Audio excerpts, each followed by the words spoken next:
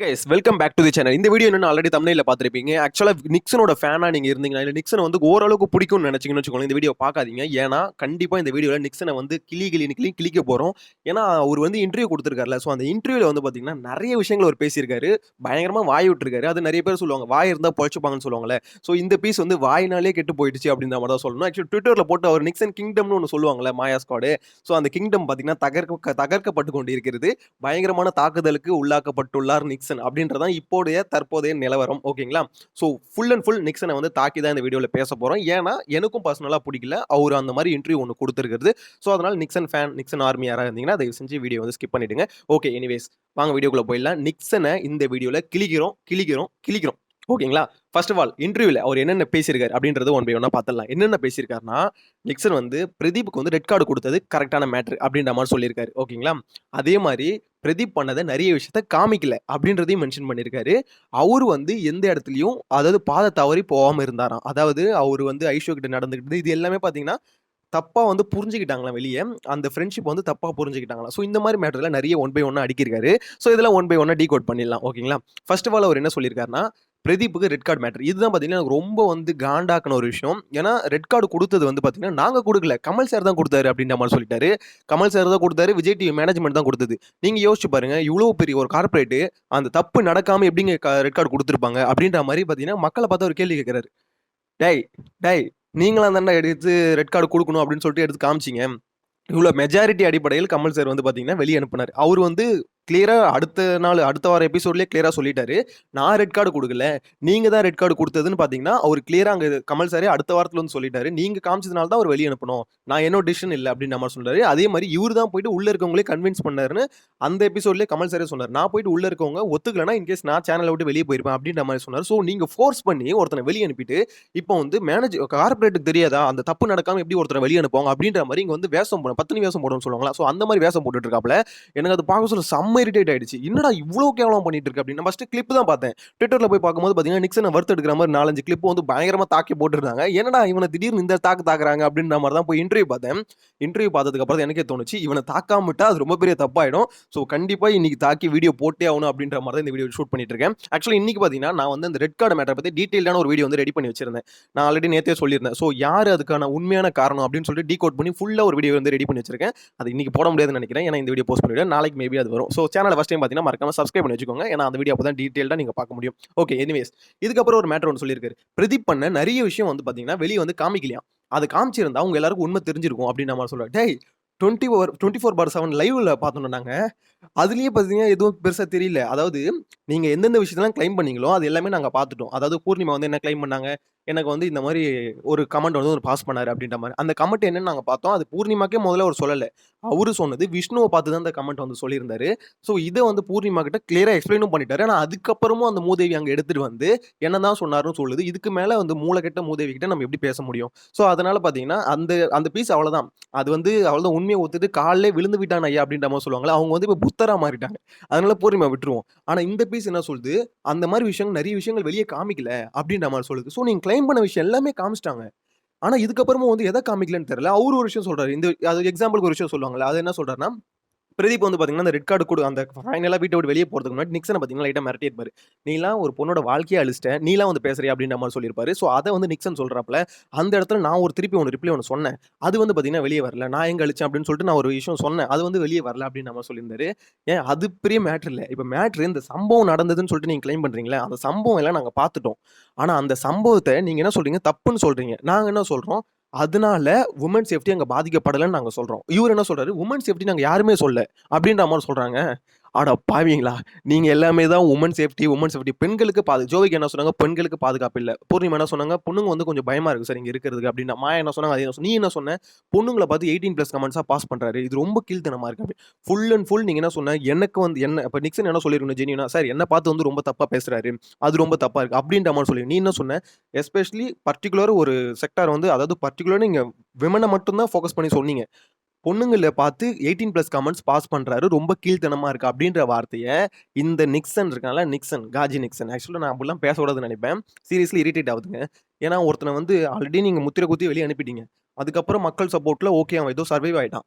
ஆனா அப்படிப்பட்ட ஒரு ஆள வந்து திருப்பியும் வெளிய வந்து நீ முத்திர குத்த ட்ரை பண்றன்னா, உன்ன இதுக்கு மேலயும் விட்டா எப்படி? அப்படின்ற மாரி ஒரு கேள்வி இருக்குல்ல. ஸோ அதனால தான் பார்த்தீங்கன்னா இந்த தாக்குதலு.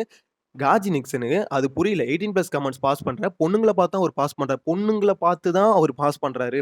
இந்த மாரி கமெண்ட்ஸ அப்படின்றத அந்த நிக்சன் பைப்ல சொல்லியிருந்தது. ஸோ இங்க வந்து என்ன சொல்லுதுன்னா, பொண்ணுங்கள மட்டும் தான் அவரு பேசினாரு. இங்க யாருமே சொல்லல அப்படின்னு நான் சொல்லல. அப்படின்ற மாரி அது என்ன சொல்றது? வேஷம். வேஷம். பத்தினி வேஷம். அந்த மாரி ஒரு வேஷம் வந்து பார்த்தீங்கன்னா, நிக்சன் வந்து அந்த இன்டர்வியூல போட்டிருக்காப்ல.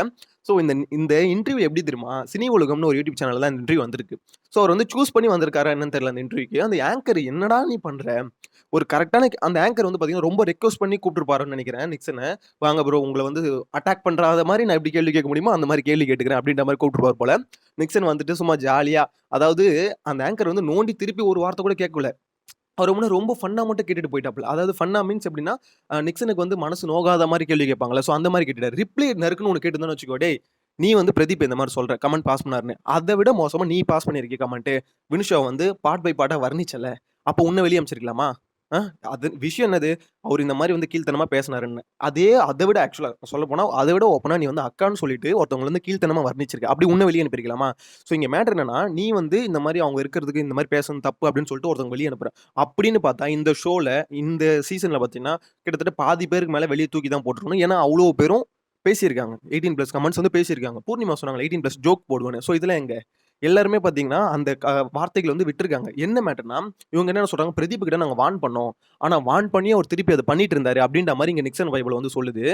விஷயம் என்னன்னா, மணியும், ரவீனாவும் பிரதீப்கிட்ட வந்து எங்கள பத்தி இதுக்கப்புறம் பேசாத அப்படின்ற மாரி சொன்னதுக்கப்புறம், பிரதீப் அந்த விஷயத்த பத்தி பேசவே இல்ல. ஈவன் அந்த பாட்டு எழுதும்போது கூட அந்த விஷயத்த பத்தி பேசல. ஸோ, ஏன்னா அவருக்கு வந்து ஒரு என்ன சொல்றது, ஒரு பார்டர் வந்து போட்டாங்க. ஸோ, ஒரு பவுண்டரி ஒண்ணு செட் பண்ணதுக்கப்புறம், அவரு வந்து அந்த கிராஸ் பண்ணல. அர்ச்சனா கூட அததான் சொல்லியிருப்பாங்க. ஸோ, அவருக்குன்னு ஒரு பவுண்டரி செட் பண்ணதுக்கப்புறம், என்ன பத்தி அவர் பேசல அப்படின்ற மாரி. ஸோ, நீங்க என்ன பண்ணீங்க, ஃப்ரெண்டுன்ற மாரி நீங்க ஒரு விஷயம் அவர பத்தி பேசுனீங்க. லூசு, பைத்தியம் அப்படின்ற மாரி மென்டல் இந்த வார்த்தைலாம் நீங்க யூஸ் பண்றீங்க அவர பார்த்து. அவருக்கு முன்னாடி ஜோக்கா. "நீ என்ன பைத்தியம் மாரி பேசுற?" அப்படின்ற மாரி. ஸோ, அத அவர் பெருசா எடுத்துக்கல. அததான் பிரதீப் அங்க மென்ஷன் பண்ணியிருந்தாரு. அவங்க பேசுறத நான் பெருசா எடுத்திருந்தா, அது தப்பு தானே! அதே மாரி நான் பேசினா மட்டும் அவங்க பெருசா ஏன்னா, இவன அட்டாக் பண்ணணும் அப்படின்ற ஒரு விஷயத்த வந்து மாயா கையில எடுத்துட்டாங்க. ஸோ, அதுக்கு வந்து சொம்பு சின்ன சொம்பு இல்ல. நல்லா பெரிய சொம்பு. பெரிய சொம்ப கையில தூக்கிட்டு நீ உன் கூட வந்து 4, 5 என்ன சொல்றது? அடிமைகள்னு சொன்னா கூட அது அசிங்கம். நீங்கலாம் என்ன சொல்றது? அப்படியே ஊர்ந்து போற ஒரு ஜீவராசிகள் மாரி தான் கிட்டத்தட்ட. உங்களுக்குன்னு ஒரு தாட் இல்லாம, அந்த வீட்டுக்குள்ள 100 நாள் சர்வைவ் ஆயிட்டு வந்த ஒரு பிராணிகள் தான் நீங்கலாம். ஸோ, நீங்க வந்து இந்த அளவுக்கு பேசுறீங்க. ரொம்ப இரிட்டேட் ஆகுதுங்க சீரியஸ்லி. ஏன்னா, அவன் பேசுனது வந்து ஒருத்தன வந்து உள்ள இருக்கும்போது அட்டாக் பண்ணி ஓகே பேசிட்டு, வெளிய வந்ததுக்கப்புறம், சரி ஓகே. இல்ல ப்ரோ அங்க வந்து இந்த மாரி ஒரு சிச்சுவேஷன் இருந்தது. ஸோ, அதனால அப்படி சொன்னோம் அப்படின்ற மாரி சொன்னா பரவால்ல. நான் உள்ள பேசுனது தான் இங்கேயும் பேசுறேன். நான் கரெக்ட்டான ஆளு. நான் ஜென்யூனான ஆளு அப்படின்ற மாரி ப்ரொஜெக்ட் பண்ணிக்கிறாரு அவரு. வாயினாலே ஒருத்தன் அழிவான்னு சொல்லுவாங்கல்ல, அது நிக்சன் தான் போல.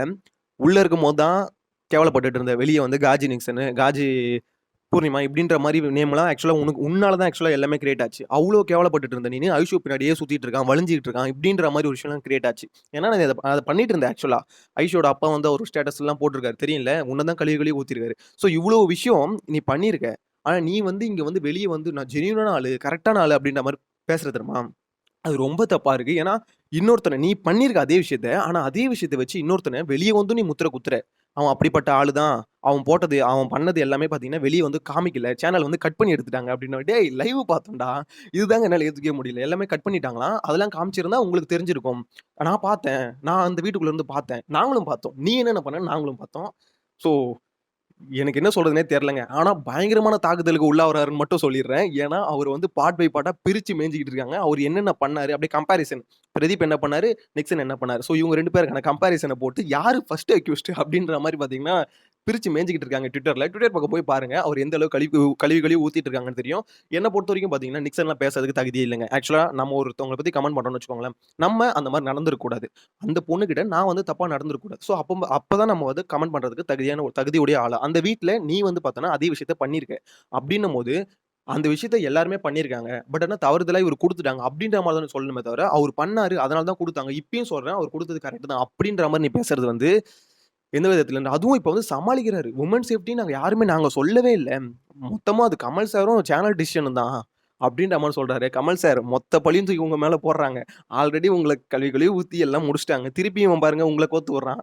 ஸோ இத பத்தி நீங்க ஏதாவது ஒரு கருத்து வந்து ஏதாவது வெளியிடணும்னு நெனைக்கிறேன். ஏன்னா அந்த ட்விட்டர்ல வந்து அவரு போட்ட போஸ்ட் கீழ கமல் சாரையும் தான் கோத்து விடுறாரு. ஸோ அதனால அவரும் பார்த்தீங்கன்னா ட்ரெண்ட் ஆயிட்டு தான் இருக்காரு. ஸோ இவங்களுக்கு சப்போர்ட் பண்ணி போனல்ல, உனக்கு வேணும் அப்படின்ற மாரி பார்த்தீங்கன்னா கமல் சார கழுவி ஊத்திட்டு இருக்காங்க மீம்ஸ் போட்டு. எனிவேஸ் உங்களோட தாட்ஸ் என்னன்னு மறக்காம கமெண்ட்ல மென்ஷன் பண்ணுங்க. நிக்சனோட இந்த மாரி இன்டர்வியூ கேவலமான இன்டர்வியூ இத பத்தின உங்களோட கருத்து என்னன்னு மறக்காம மென்ஷன் பண்ணுங்க. இதுல வந்து நிக்சன் சொல்றது கரெக்ட்டா தப்பா? இல்ல உங்களுக்கு ஏதாவது சில இடத்துல வந்து நியாயமா ஃபீல் ஆகுதா? அப்படின்றதையும் கமெண்ட்ல மென்ஷன் பண்ணுங்க. நெக்ஸ்ட் வீடியோல மீட் பண்ணலாம். நான் அந்த ரெட் கார்ட பத்தி டீட்டெயில்டான ஒரு வீடியோ இருக்குன்னு சொன்னேன்ல. ஸோ அதுல வந்து இன்னும் டீட்டெயில்டா எவ்வளவு அதாவது ஸ்டெப் பை ஸ்டெப்பா யாருனால, எதுக்காக அவருக்கு குடுக்கப்பட்டது? யாருக்கு இதுக்கு முக்கிய காரணம்? 2 காரணங்கள் இருக்கு. ஸோ அந்த முக்கிய காரணங்கள் யாரு? அப்படின்றத டீட்டெயில்டா சொல்லியிருக்கேன். ஸோ அந்த வீடியோ பார்த்தீங்கன்னா நாளைக்கு வரும். சேனல ஃபர்ஸ்ட் டைம் பார்த்தீங்கன்னா மறக்காம சப்ஸ்கிரைப் பண்ணிட்டு வெயிட் பண்ணுங்க. நாளைக்கு இந்த வீடியோல டீட்டெயிலா தெரிஞ்சுக்கலாம். நம்ம சேனல்ல பை பை.